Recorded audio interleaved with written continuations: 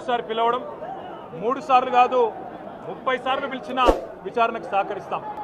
మా మీద కేసులు బనాయించి మమ్మల్ని ఇబ్బంది పెట్టి కమిషన్లు వేసి మమ్మల్ని ఏదో ఇబ్బంది పెట్టినంత మాత్రాన వేధించినంత మాత్రాన ప్రజల తరపున ప్రశ్నించడం బంద్ చేస్తామనుకుంటే అది కాంగ్రెస్ ప్రభుత్వం యొక్క అవివేకం అజ్ఞానం అవుతుంది తప్ప ఇంకోటి కానే కాదు.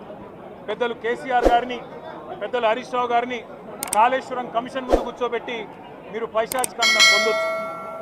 ఇవాళ ఏసీబీ ముందుకి విచారణకు పిలిపించి కొంత మానసికంగా రాక్షసానందం పొందుతూ ఉండవచ్చు, అవసరమైతే అరెస్ట్ కూడా చేస్తారు కావచ్చు.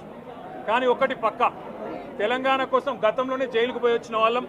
హైదరాబాద్ బ్రాండ్ ఇమేజ్ను పెంచే ప్రయత్నంలో భాగంగా హైదరాబాద్ బ్రాండ్ని కాపాడే క్రమంలో తీసుకున్న ఒక నిర్ణయం వల్ల మళ్ళీ జైలుకు పోవాల్సి వచ్చినా భయపడేది లేదు. ఒకసారి కాదు 100 సార్లు అయినా